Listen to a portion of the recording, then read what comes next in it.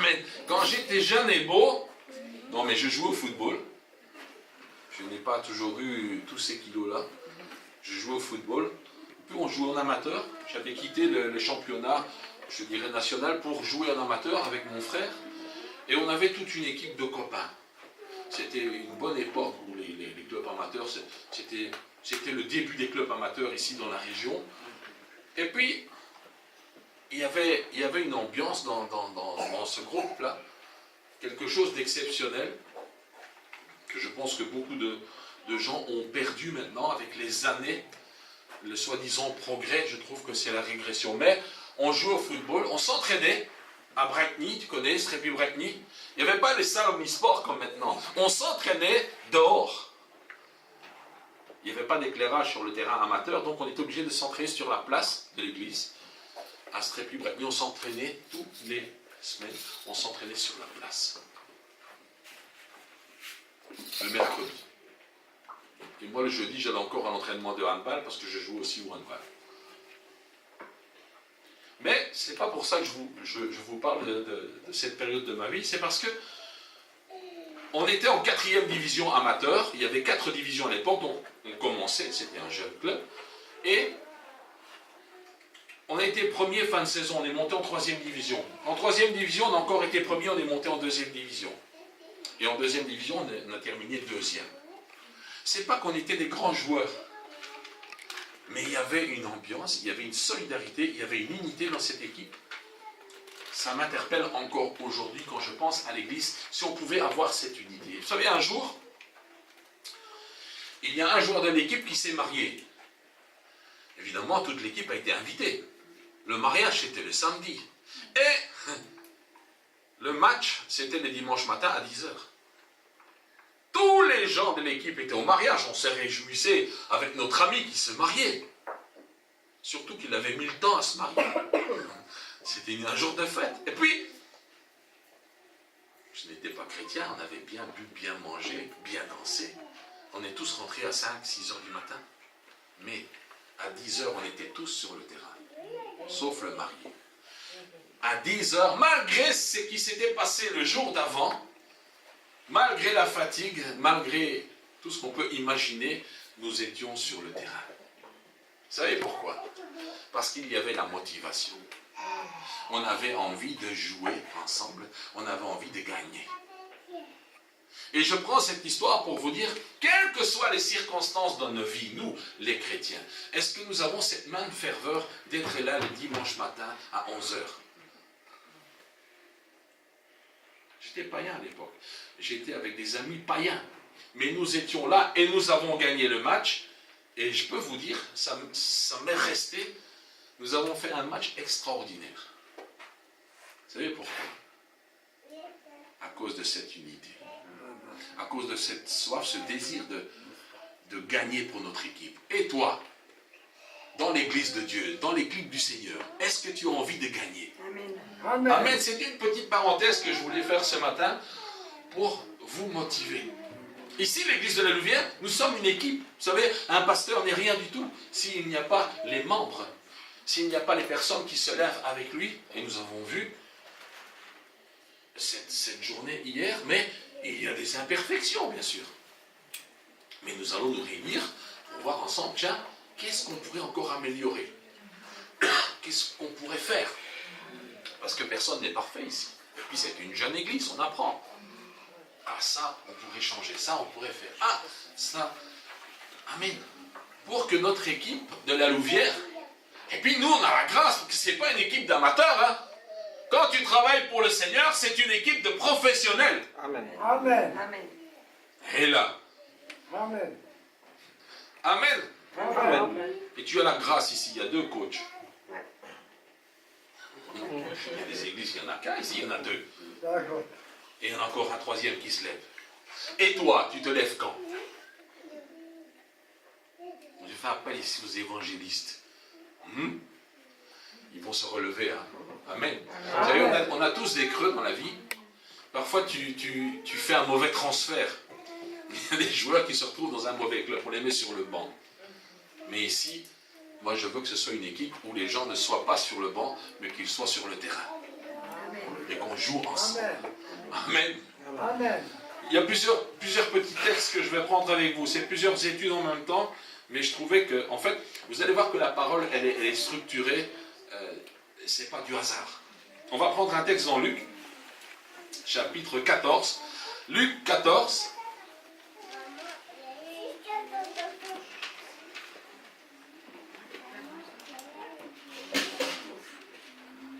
Nous prions le Seigneur pour que des hommes et des femmes qui parlent le bon swahili viennent ici.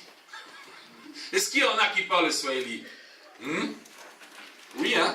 Ah. Vous savez pourquoi? Parce que nous avons besoin de traducteurs pour Maman Bishop. Et je prie le Seigneur, Luc 14, pour que le Seigneur lève, je n'ai pas encore dit, que le Seigneur lève des hommes et des femmes pour parler le swahili, pour traduire Maman Bishop. Et puis peut-être un jour, Dieu va t'amener partout dans le monde avec Maman Bishop. Hein. Toi, tu ne sais pas ce que Dieu peut faire. Tu peux commencer comme traducteur. J'ai beaucoup aimé la traductrice hier, parce que ce qu'elle a fait, c'est un exploit. Hein. Parce que suivre la servante, quand elle est partie sous onction comme ça, parler en français, puis en lingala, et puis toi, tu dois changer de langue, et tu dois suivre. Félicitations à cette femme. Hein. Amen. Amen. Il faut être présent, il faut être concentré. Luc 14, à partir du verset 7. Il adressa ensuite une parabole aux invités. Donc il parle des gens qui sont invités. Parce qu'il remarquait comment ceux-ci choisissaient les premières places. Il leur dit, lorsque tu es invité par quelqu'un à des noces, ne va pas occuper la première place de peur qu'une personne plus considérée que toi n'ait été invitée. Nous les chrétiens, nous devons faire preuve de modestie. Et je m'adresse à tous ceux et celles de cette église qui ont déjà reçu des dons ou qui vont en recevoir. Vous savez, quand tu es visité par le Saint-Esprit, quand tu reçois des dons, dis-toi que c'est une grâce. Une grâce, c'est quelque chose qui n'est pas mérité. Tu n'as rien fait de particulier pour mériter cette grâce. Il faut que l'Église comprenne ces choses-là. Quel que soit ton niveau d'onction, quel que soit le don spirituel que tu as reçu, tu n'es pas supérieur à quelqu'un d'autre. Il faut apprendre à rester dans l'humilité et reconnaître que tout ce que tu fais, tout ce que tu es, c'est la grâce de Dieu. Il nous est arrivé avec maman une fois d'aller dans une grande église.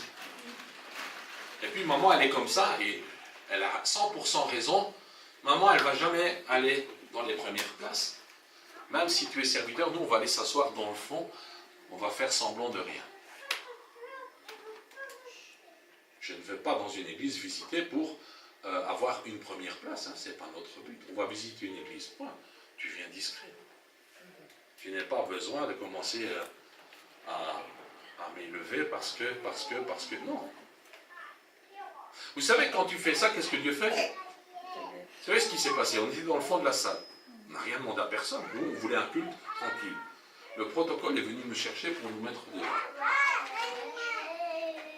Sans doute quelqu'un connaissait dans la salle qu'on était pasteur. Mais peu importe. Ce n'était pas notre but au départ, mais c'est pour te montrer comment Dieu agit. Si Dieu veut t'élever, tu n'as pas besoin de faire quelque chose. Dieu va t'élever lui-même. Mais ça, c'est si tu restes dans l'humilité. Si tu es orgueilleux, Dieu va te résister. Amen. Et tôt ou tard, tu vas tomber. On ne cherche pas, quand tu es invité quelque part, à occuper les premières places. C'est comme si, dans un mariage, tu commençais à aller à la table où il y a les invités d'honneur. Tu vas te faire jeter. Hein. À un moment donné, il y a les véritables invités à la table d'honneur qui vont arriver et tu vas être dans la honte. Tu vois, comme on dit chez nous, tu vas te taper la gêne. Mais il vaut mieux rester discret, humble. Pas la fausse modestie, hein.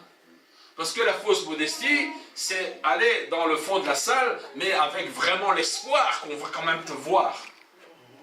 Il y a des gens comme ça. Hein. Je suis un modeste, mais c'est de la fausse modestie. Je fais semblant, mais le cœur n'est pas là, n'est pas dans la modestie.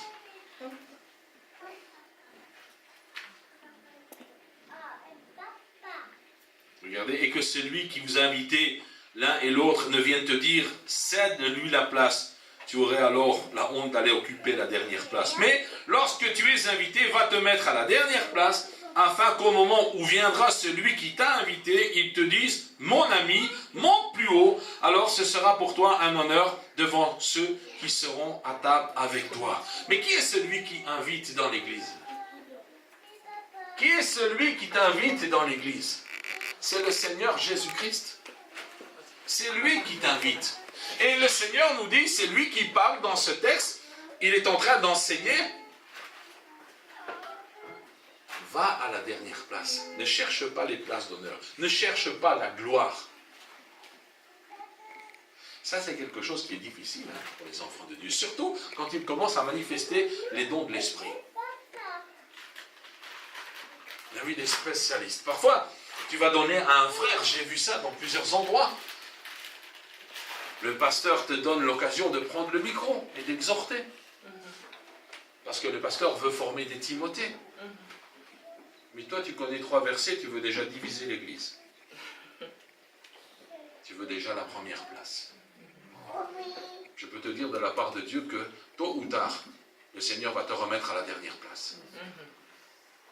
Les premiers seront les derniers, et les derniers seront les premiers. Dieu cherche dans l'église des hommes et des femmes qui sont là, présents. On a besoin de vous. Comme cet exemple que je vous prenais, que l'équipe de foot, on était là à 10 h du matin, même qu'on était rentré à 6 h, on était là. Hein? On n'a dormi que quelques heures. J'ai gardé cette mentalité que mon père m'a enseignée. Il n'était pas chrétien, mais il m'a toujours dit, si tu sais t'amuser, tu sais travailler. Ça voulait dire que quel que soit ce que tu fais, je ne t'empêche pas de sortir, je ne t'empêche pas de faire les choses. Mais si le lundi matin, il y a le travail à 6 h, tu iras travailler. J'étais païen, je jouais de la musique au carnaval. Ça veut dire que je rentrais parfois tard. Je pouvais rentrer à 1 h, 2 h du matin. Je pouvais jouer le samedi. C'était les sous-mons, je jouais jusqu'à minuit. Et puis je faisais le ramassage à la clarinette à 5 h du matin. Et je devais me lever à 4 h pour arriver à l'heure. Je recommence à jouer jusqu'au soir. Le lundi, j'allais travailler. Et je partais vite du travail pour jouer le mardi, le lundi et le mardi. 3 jours comme ça. Bon, tu es plus résistant quand tu es jeune. Mais c'est pour vous dire, ce qu'on fait dans le monde, pour un patron du monde, est-ce que tu ne pourrais pas commencer à le faire pour le Seigneur des Seigneurs? Soyons des hommes et des femmes qui sont humbles, mais qui sont là. Parce que l'humilité, si elle n'est pas là, ça ne sert à rien. Amen. Amen. En effet, quiconque s'élève sera abaissé au verset 11, et celui qui s'abaisse sera élevé. C'est Jésus qui parle. Si tu veux être élevé, qui veut être élevé ici? Faites pas semblant, tout le monde veut être élevé. Arrêtez de faire semblant. Ah. Moi, je veux être élevé. Amen. Amen. Mais en son temps. Amen. Le problème, c'est que tu as des hommes et des femmes qui veulent être élevés avant le temps. Et j'aime beaucoup prendre l'exemple de David. Il est loin à quel âge? À 17 ans. Est-ce qu'il était le premier pour avoir été choisi? Non. Quand tu connais l'histoire, le prophète Samuel est arrivé, envoyé par Dieu, dans la famille de David. Et on présente tous les frères. On présente les grands, les forts, les costauds. Ça, c'est ce que les hommes aiment bien. On va choisir les grands, les forts, les beaux, les costauds. Ça, ce sont les choix des hommes. Mais le choix de Dieu, c'est le petit là-bas, que tout le monde a ignoré, que personne ne voit, que même le Père a oublié, qui garde les moutons là-bas dans la montagne. Peut-être il a l'odeur des brebis sur lui, il sent pas bon. Mais ça, c'est un homme avec le cœur selon Dieu. Dieu va rechercher les choses folles pour confondre les sages. Il ne va pas chercher ceux, peut-être c'était des grands costauds que David, en apparence. Il est plus fragile. Peut-être il est moins beau. Hein? La parole nous dit qu'il est blond ou il est roux, ça dépend un peu des traditions. On ne disait pas qu'il était laid, hein? Mais on n'en parlait pas vraiment comme un Apollon. Mais cet homme, avait déjà en lui un appel de berger parce qu'il veillait tellement bien sur les brebis qu'il tuait l'ours et le lion à main nue. Waouh! Ce n'est pas les apparences qui font les choses. Hein. Les apparences sont trompeuses, on dit ça hein, en français. Tu as des grands costauds parfois, mais tu leur donnes un coup de pied dans le bas, ils sont cassés. Hein. Goliath aussi, il était fort. Mais David, le petit rejeté de la famille, que tout le monde méprisait, tout le peuple d'Israël a peur de Goliath. Mais lui, il est allé. Et il n'est pas allé avec l'armure de Saül. L'armure de Saül ne lui allait pas. Ce n'est pas une bonne armure, l'armure de Saül. C'est une armure d'orgueil. C'est une armure de faible. C'est une armure qui est lourde, qui a du poids en apparence. Mais lui, il est allé avec l'armure de Dieu. Un petit berger qui sent le mouton. Mais lui, il a tué Goliath. Dieu, si tu restes humble, mon frère, ma soeur, et si tu es là, parce qu'il ne peut pas élever quelqu'un qui n'est pas là, mais si tu es présent dans l'église, si tu es prête à prendre toutes les tâches, même vous savez, moi j'ai nettoyé l'église, avec le pasteur Fataki, on nettoyait, l'église elle était débutante, on n'avait pas les gens à tour de rôle, on nettoyait l'église.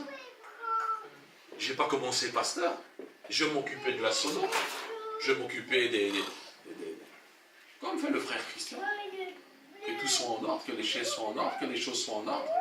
Et je n'étais pas là à l'heure, hein. Je n'étais pas là à 10h, le culte commençait à 10h, je n'étais pas là à 10h, j'étais là à 9h30, j'étais déjà là avant. En semaine, il y avait les réunions à 19h, j'étais là à 19h moins 15 minutes, pour m'assurer que tout était en ordre. Qu'est-ce qui s'est passé? Mais Dieu m'a élevé. Pourquoi? Parce que le pasteur pouvait s'appuyer. Les pasteurs